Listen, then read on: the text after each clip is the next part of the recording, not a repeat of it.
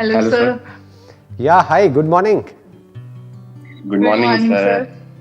कैसे हैं आप सर, लोग? मैं बढ़िया सर, आप कैसे हो? बस एकदम बढ़िया जी। आप ब्रदर सिस्टर आप दोनों? Yes sir. My name is Amit and she is Meenakshi.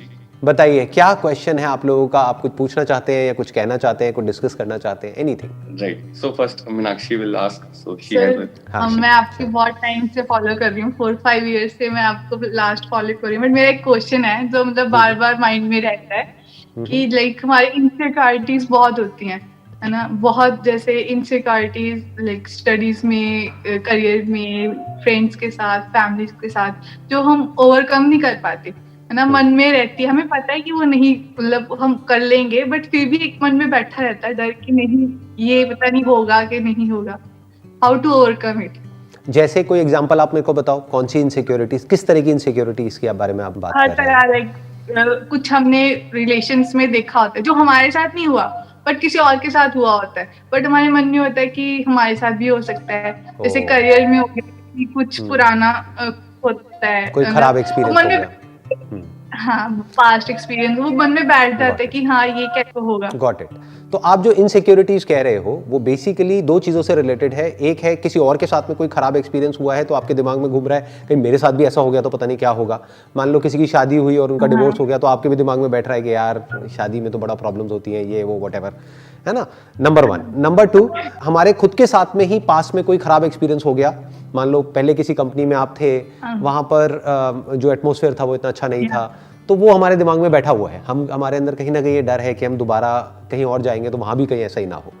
तो इनसिक्योरिटीज, इसको आप वर्ड यूज कर रहे हो, बट एक्चुअल में ये इनसिक्योरिटीज नहीं है। इनसिक्योरिटीज एक्चुअल में जो होती है वो होती है सेल्फ से रिलेटेड। फॉर एग्जाम्पल अपनी लुक से रिलेटेड, या हमारे इंट्रोवर्ट किसी का नेचर है उससे रिलेटेड। तो ये एक्चुअल में इनसिक्योरिटीज नहीं है। ये क्या है? ये हमारी एक नैरो विजन ऑफ लाइफ है कि अगर आप लाइफ को एक्चुअल में बारीकी से ऑब्जर्व करेंगे, अनबायस्ड होकर के, सिर्फ उस पॉइंट ऑफ व्यू से नहीं जितना आपको पता है। मान लो आपकी फैमिली में किसी के साथ कोई खराब एक्सपीरियंस हुआ है तो आप सबको उसी एंगल से देख रहे हो। तो अगर किसी को उस एंगल से देखोगे तो अगर वहां कमियां नहीं भी होंगी तो आपको कमियां दिखने लग जाएंगी। मतलब आप कमियां ही ढूंढ रहे हो। आप समझ गए मेरी बात? जैसे फॉर एग्जाम्पल आपकी फैमिली में किसी की रिलेशनशिप खराब हुई है, किसी ने शादी करी बहुत अच्छा सोच करके और उनके साथ बहुत बुरा एक्सपीरियंस हो गया, तो अब आप किसी और की भी लाइफ को अगर देखोगे ना, या उनकी लाइफ में ताक झांक करोगे, तो आप यही ढूंढने की कोशिश करोगे कि शायद इसमें भी कुछ ऐसा ही होगा। ऐसे ही होता है ना? हाँ, हम उसमें भी कमियां ढूंढने लग जाते हैं। जबकि एक्चुअल में क्या है, अगर अनबायस्ड होकर के आप देखो, यानी जो भी पास्ट है उसको छोड़ करके आप एज इट इज देखो, तो आपको ये मेरी बात समझ आएगी कि लाइफ में कितना अच्छा हो सकता है उसकी भी कोई लिमिट नहीं है। यानी एक रिलेशनशिप कितनी अच्छी हो सकती है उसकी कोई लिमिट नहीं है। मतलब रिलेशनशिप ऐसी भी हो सकती है कि आप आज जो भी हो आप उससे बहुत ज्यादा स्ट्रांग हो जाओ, ऐसी भी रिलेशनशिप्स होती हैं। और ऐसी भी होती हैं कि जो आप में थोड़ा बहुत कॉन्फिडेंस होता है वो भी खत्म हो जाएगा, मतलब आप बिल्कुल ही टूट जाओगे, ऐसा भी होता है। जॉब अच्छी भी होती है, वर्क एटमॉस्फेयर बहुत अच्छा भी हो सकता है किसी जॉब में, बहुत बुरा भी हो सकता है। आप समझ गए? हेल्थ कितनी अच्छी हो सकती है उसकी भी कोई लिमिट नहीं है, अगर आप अपनी हेल्थ के ऊपर काम करते हो। कितनी बुरी हो सकती है उसकी भी कोई लिमिट नहीं है। तो लाइफ में ये पूरा का पूरा एक स्पेक्ट्रम है। जैसे कलर्स का अपना एक स्पेक्ट्रम होता है ना, विबग्योर बोलते हैं, जैसे वॉयलेट से लेकर के रेड तक का एक पूरा का पूरा स्पेक्ट्रम है। उसमें कितने कलर्स पॉसिबल हो सकते हैं लाइफ में, उसकी कोई लिमिट ही नहीं है। ऐसे ही लाइफ में जो भी आपको पास्ट में एक्सपीरियंसेस हुए, आपके मिलने वालों को हुए, जरूरी नहीं है कि वो रिपीट होने वाले हैं। जरूरी नहीं है अगर वो खराब थे तो आगे भी खराब होने वाले हैं। और ये भी जरूरी नहीं है कि अगर पास में किसी को, आपके फैमिली में कोई है जिसका बहुत अच्छा एक्सपीरियंस हो गया, या किसी मूवी में आपने देख लिया कि अरे ये तो बहुत ही बढ़िया कहानी है, DDLJ देख लिया, व्हाटएवर, जो भी दिल वाले दुल्हनिया ले जाएंगे, आपने कहा कि यार ये तो लाइफ तो ऐसी ही होती है, मेरे साथ भी ऐसा होने वाला है। जरूरी नहीं है आपके साथ भी ऐसा हो। आपके साथ उससे बुरा भी हो सकता है और अच्छा भी हो सकता है। तो दिमाग को हमेशा खुला रखना है। उससे क्या होता है, इसका बेनिफिट क्या होता है कि जो भी आपके साथ में होता है लाइफ में, जो भी सिचुएशंस होती है, सर्कमस्टांसेस होते हैं, उसको आप एज इट इज देखते हो और उसके हिसाब से एक्ट करते हो।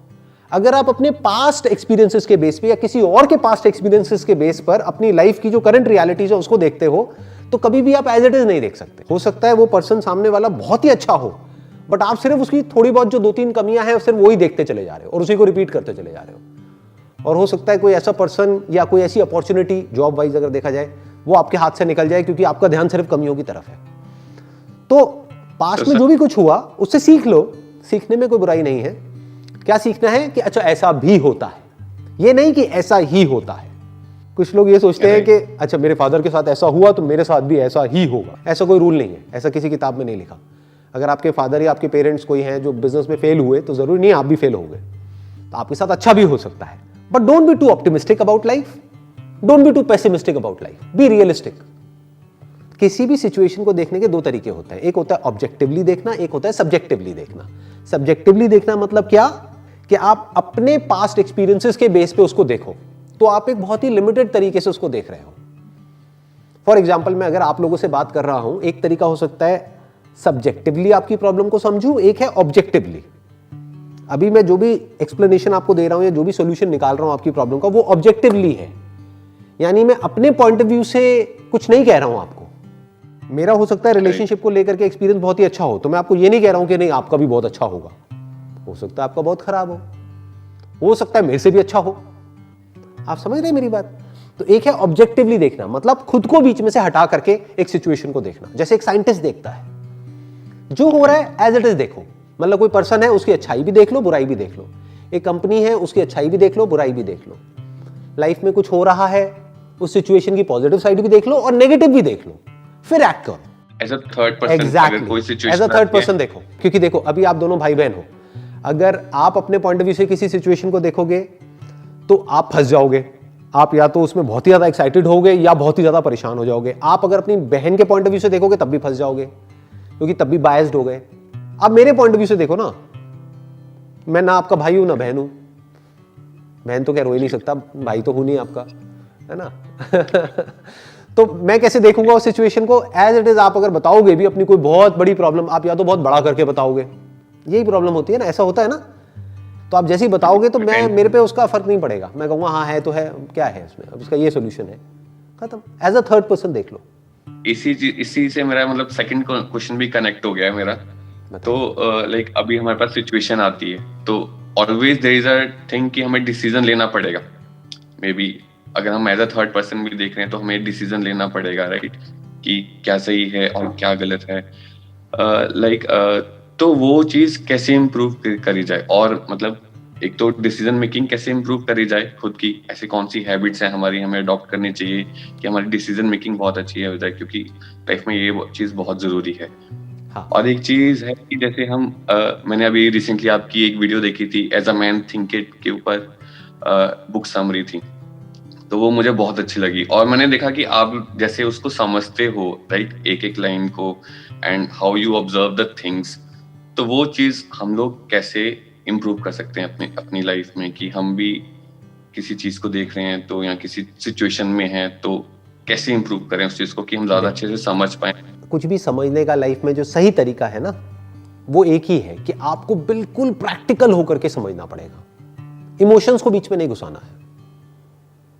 अब ये बात सुनने में कुछ लोगों को अजीब लगेगी, वो कहेंगे क्या इसका मतलब इमोशनल ना हो, हम सामने वाले की केयर ना करें। मैंने ये कब कहा? मैं ये कह रहा हूं कि आपको इमोशनल होकर के कोई भी डिसीजन नहीं लेना है, क्योंकि वो डिसीजन गलत होगा। क्यों गलत होगा? इमोशंस दो ही होते हैं, उसके अलावा कोई तीसरा नहीं है, बाकी सब उसके सबसेट्स हैं, यानी उसी के नीचे आपको और मिलेंगे। वो क्या होते हैं? एक डिजायर, एक fear. Desire for pleasure, fear of pen.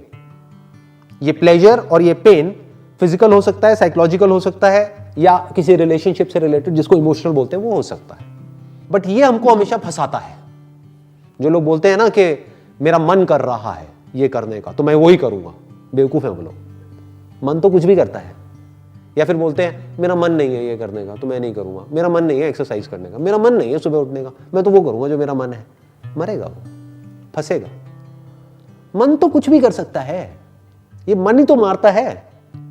तो लाइफ में जो भी डिसीजंस होने चाहिए वो होने चाहिए जो पहले वाले क्वेश्चन का मैंने आंसर दिया था, यानी कि एज अ थर्ड पर्सन उस चीज को देखना है, एज इट इज देखना है, खुद इमोशनली अटैच होकर के नहीं देखना है, एज अ थर्ड पर्सन देखना है, मतलब खुद के ही एक दोस्त की तरह देखना है।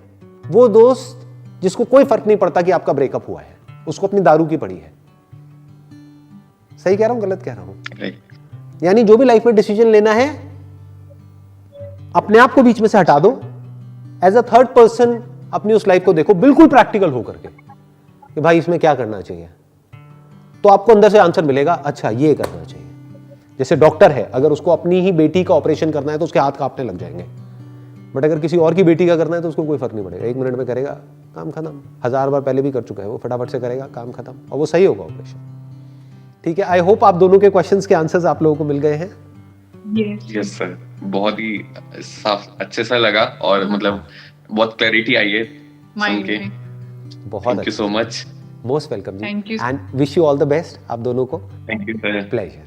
आई होप हमें और ऐसी बुक समरीज मिलती रहेंगी, क्योंकि मेरे को बहुत अच्छा लगता है आप जब समझाते हो चीजों को बहुत डीप तरीके से, तो वो चीज सुन के बहुत अच्छा लगता है।